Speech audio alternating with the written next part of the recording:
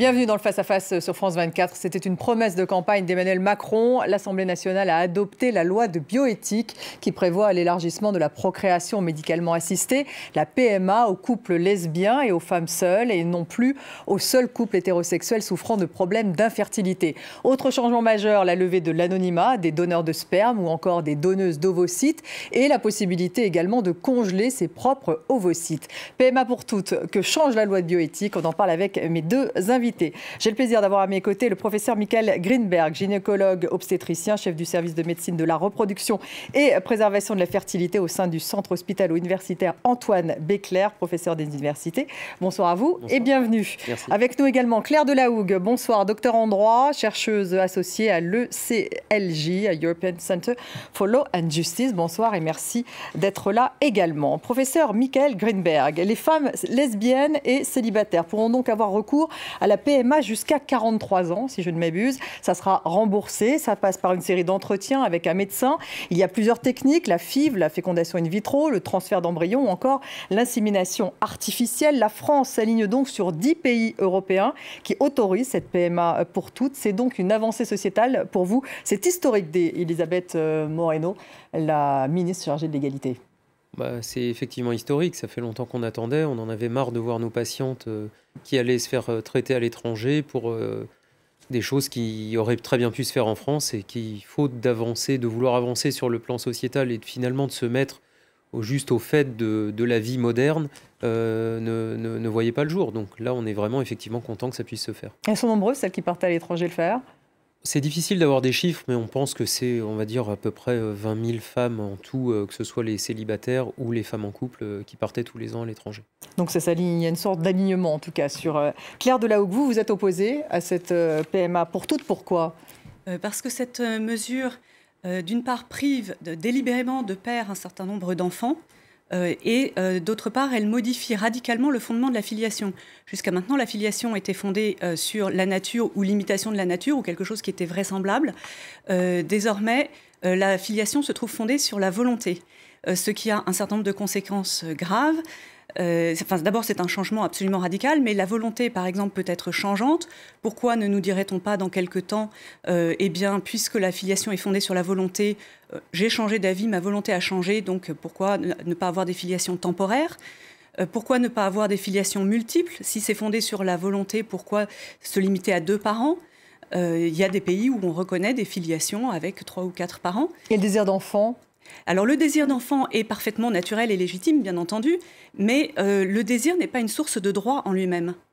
Le désir, après il y a des conditions, il y a des situations dans lesquelles on est ou dans lesquelles on se place, qui font que... Mais il y a beaucoup de choses qu'on désire et qu'on n'obtient jamais. Donc voilà, ce n'est pas une source de droit. Et comme c'est en plus une injustice à l'égard des enfants, qui sont donc privés de père, on ne satisfait pas un désir en causant par ailleurs une souffrance, en créant une injustice. C'est ce que vous pensez, professeur Grynberg? Vous voulez répondre là-dessus? Non, c'est pas ce que je pense. J'entends les propos. Maintenant, la médecine est capable d'offrir. Est-ce qu'il faut toujours dire oui à ce que la médecine offre? Pas forcément.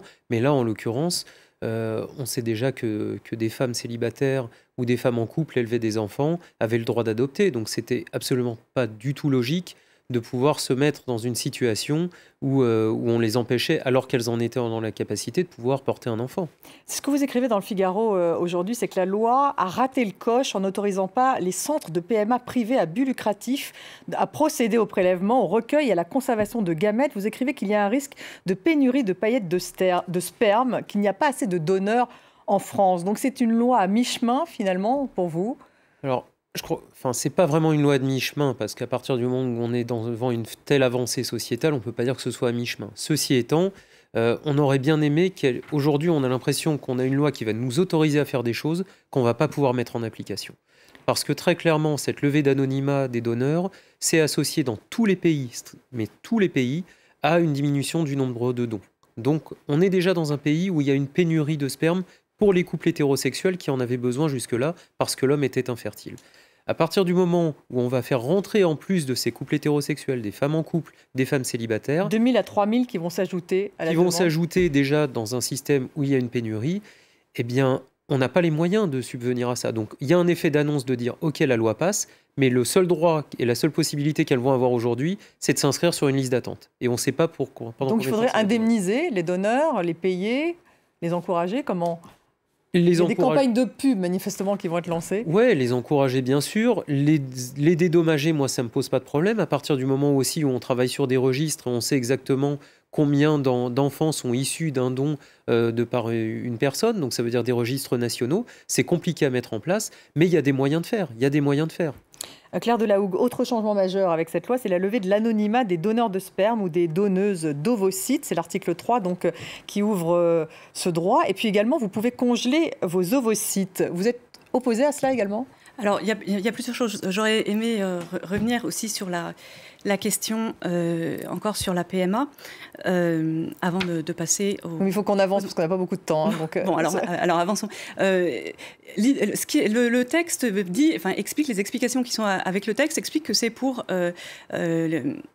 libérer les femmes de l'horloge biologique. Alors, c'est ça. Bon, c'est en soi très bien là, de vouloir libérer, mais après, il y a aussi la nature qui est ce qu'elle est. C'est bien de vouloir toujours progresser, avancer, faire plus. Il y a des avancées technologiques qui sont possibles. Ça ne veut pas dire que ce soit souhaitable. Et ni que ce soit souhaitable, encore une fois, du point de vue des enfants. En revanche, la levée... Pourquoi ? Mais avec la congélation des ovocytes, en quoi les enfants... Après, au lieu d'avoir une mère jeune, ils se retrouveront avec une mère de je ne sais pas quel âge, ce qui n'est pas forcément très avantageux pour eux. Et ils vont aussi perdre leur mère plus jeune, puisqu'elle sera plus âgée. Enfin, il y a un certain nombre de... Les mères vieillissent aujourd'hui, d'ailleurs, il faut le dire d'une manière générale, professeur Kremberg. Oui, globalement. Tout le monde vieillit. On a recours aujourd'hui, on a de plus en plus tendance à reculer l'âge de la première grossesse. Ceci étant... il y aura des limites, c'est-à-dire que ça ne va pas être une femme qui vient à 60 ans pour réutiliser ses ovocytes, ça ne va pas être possible. 43 ans, ça sera la même limite d'âge que pour la PMA ? C'est la même limite d'âge que pour la PMA, telle qu'elle est proposée. Ce qui reste assez jeune par rapport aux États-Unis, par exemple, où alors là, je crois qu'il n'y a pas de limite. Il y a beaucoup de pays, on va jusqu'à 50 ans. Mais dans peu de temps, on nous dira, mais regardez, les femmes françaises vont dans les pays voisins où c'est possible jusqu'à 50 ans, et donc c'est hypocrite, et donc on va libéraliser. À chaque fois, on constate qu'on nous annonce un certain nombre de limites, de mesures, de garde-fous, etc., qui, dans les lois suivantes, sont supprimées. Vous voudriez qu'on soit le seul pays, finalement, à ne pas le faire, et effectivement que ces femmes continuent à les faire à l'étranger ? La question n'est pas là. De toute façon, quand il s'agit d'une chose qui n'est pas souhaitable, c'est pas parce que les autres le font qu'il faut qu'on le fasse forcément aussi. Il y a des choses qui peuvent être bonnes et qu'il faut faire. On n'est pas obligé d'imiter les autres sur tout ce qu'ils font. On n'est pas obligé d'aller vers le moins-disant éthique non plus. Voilà. Et sur la question du don de sperme et de rémunérer les donneurs, ça pose quand même le problème de la vente des produits du corps humain. Et là, ce n'est pas autorisé pour l'instant, en tout cas en France. Non, ça ne l'est pas. Mais voilà, c'est inévitablement, comme vous le dites, il y aura une pénurie. Donc si on veut être cohérent, ça va suivre d'une façon ou d'une autre. Professeur Michael Grimberg, c'est les cellules souches embryonnaires. Hein. Donc, ce projet de loi facilite les recherches sur ces cellules souches embryonnaires, mais pas sur l'embryon. Et il n'élargit pas le diagnostic préimplantatoire à la recherche d'anomalies chromosomiques. C'est une technique qui reste limitée aux couples qui connaissaient déjà une maladie génétiquement transmissible. Vous le regrettez, ça ? Oui, je le regrette parce qu'aujourd'hui, il faut savoir que, comme vous le disiez tout à l'heure, on a de plus en plus affaire à des couples avec la femme qui avance en âge. Et on sait que 90% des ovules à 40 ans ne sont plus bons et vont donner des embryons qui ne seront génétiquement pas normaux, c'est-à-dire qu'ils ne s'accrocheront pas ou donneront des fausses couches. L'intérêt d'aller faire des diagnostics n'a rien à voir, encore une fois, avec de l'eugénisme, c'est d'aller prélever une cellule sur l'embryon, vérifier que l'embryon est équilibré et qu'il ne donnera pas d'échecs ou de fausses couches qui vont encore faire perdre du temps à ces couples. On n'est pas dans du choix de telle caractéristique ou telle caractéristique, on est dans du fait de faciliter le parcours d'AMP aux femmes, notamment les plus âgées, ou aux couples qui sont contraints à faire face à des fausses couches à répétition, et pour essayer de les sortir de ça. Et ça ne passe pas. Et vous n'êtes pas le premier médecin, d'ailleurs, à me le dire sur ce plateau. Claire Delahougue. C'est... Non, pardon. Vous n'êtes pas du tout favorable, évidemment. On a... Sur justement cette technique qui reste comment dire, le fait qu'on n'élargisse pas le diagnostic préimplantatoire. Je trouve que le risque d'eugénisme est extrêmement élevé. que bien sûr, votre intention évidemment n'est pas de l'eugénisme, mais on sait aussi que dans de nombreux pays ça se passe, qu'il y a des sélections. L'industrie de la reproduction actuellement, c'est quelque chose de gigantesque et en pleine croissance dans de nombreux pays. Et on voit tout un tas d'entreprises qui proposent toute la sélection possible et imaginable. Voilà, encore une fois, on ouvre la porte. Ce n'est pas l'intention première aujourd'hui, mais on ouvre la porte avec des conséquences qu'on verra. En tout cas, pour l'instant, elle est fermée à la GPA. Donc là, en France, les députés ont choisi un dispositif plutôt contraignant, puisque en ce qui concerne la filiation d'une GPA, donc une gestation pour autrui, à l'étranger, par exemple, elle doit être appréciée au regard de la loi française. Elle passerait donc par l'adoption, me semble-t-il, pour le parent d'intention. Enfin, ça reste une jurisprudence très compliquée, professeur Greenberg. Oui, on voit bien qu'on est encore dans un pays qui est très fermé par rapport à la GPA et qui va tout mettre en place pour que ça ne se développe pas. Est-ce que ça n'est pas un manque de protection des enfants, en l'occurrence ? C'est très compliqué pour ces couples-là. C'est compliqué, la GPA. La GPA, on est quand même dans quelque chose de différent de la PMA, même si les amalgames sont souvent faits. C'est vrai qu'il y a tout un tas de problématiques éthiques relatives à la GPA, de marchandisation du corps humain, etc. Ceci étant, c'est aussi très compliqué une fois que les couples y ont eu recours, parce que c'est quand même un nombre limité de couples, notamment si on prend les femmes qui en ont besoin. Je ne parle pas encore là des couples homosexuels hommes, mais je parle déjà des femmes qui ont perdu leur utérus. Ils le font aux États-Unis. Oui, parce qu'elles ont perdu leur utérus à cause d'un cancer ou de choses comme ça, et qu'elles ont encore leurs ovaires et qu'elles ont envie de transmettre leur génétique, comme pourrait le faire n'importe quelle femme. Eh bien, on va leur dire que ça ne va pas être possible. Alors oui, c'est compliqué. Maintenant, ça peut être encadré. Moi, je suis plutôt favorable au cas par cas à la GPA, pas forcément à la libéralisation totale de la GPA, parce que, encore une fois, c'est des problématiques éthiques complexes. Mais c'est dommage qu'en tout cas, pour les enfants qui sont issus de ces techniques, de ne pas faciliter, de devoir passer par un processus et des procédures juridiques qui sont extrêmement compliquées et qui mettent vraiment à l'épreuve encore ces familles qui n'ont pas forcément besoin de ça quand on sait d'où elles viennent déjà avant, parce que la GPA, elles n'y vont pas de gaieté de cœur. Ces couples-là n'y vont pas de gaieté de cœur. C'est parce qu'ils en sont contraints. Claire Delahougue, c'est ça le problème, oui, c'est qu'ils n'y vont pas de gaieté de cœur, ils y sont contraints. Certes, il y a des situations qui sont très douloureuses et qu'on ne va pas contester. Mais si on valide automatiquement ce qui est fait à l'étranger, et vous savez, enfin, il y a encore une procédure, mais elle a quand même été simplifiée. On obtient finalement la reconnaissance. Ça demande un peu de temps, mais de toute façon... Ça demande un peu de temps et puis une procédure judiciaire, en fait. C'est un juge. Oui, mais enfin, c'est quand même une situation extrêmement particulière. Donc, le juge, il est là aussi pour vérifier le respect du droit du plus faible. Donc, c'est quand même normal de passer par une procédure judiciaire.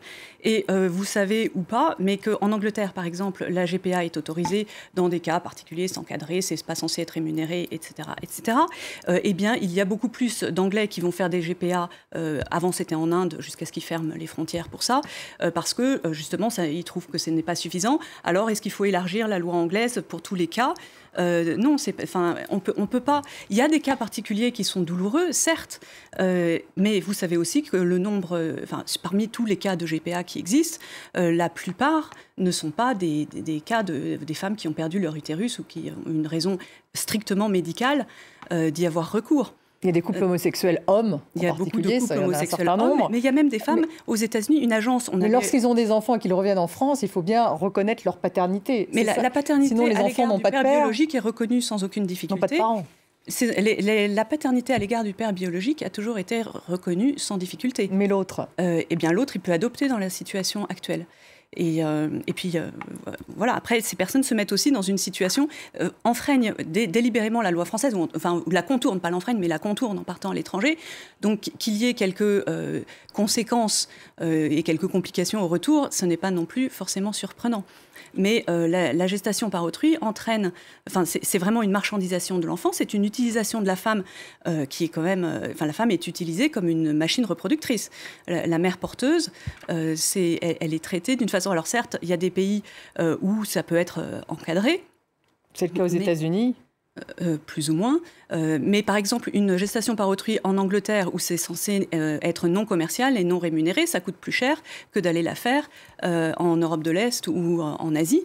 parce qu'il y a les frais, il faut dédommager soit d'un certain nombre de frais de ceci, de cela, sans rémunérer, il y a tout de même une compensation qui est versée à la mère porteuse, même dans les pays où ce n'est pas légal d'avoir une gestation par autrui commerciale. Professeur Michael Greenberg, juste pour conclure, quelle est la prochaine étape selon vous?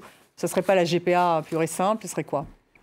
Les prochaines étapes, il va falloir déjà voir comment on arrive à mettre en application cette loi. Et aujourd'hui, ça ne va pas être simple parce que, justement, on l'a dit, pénurie de donneurs, etc.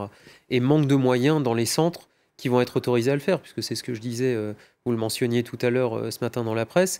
On va avoir une pénurie de donneurs et on va surtout avoir une pénurie de moyens. Aujourd'hui, les centres autorisés à faire ces nouvelles prises en charge vont être principalement les centres publics. Ça veut dire que ça va être fermé au privé à but lucratif. Le problème, c'est qu'aujourd'hui, le public n'a pas les moyens de faire ça.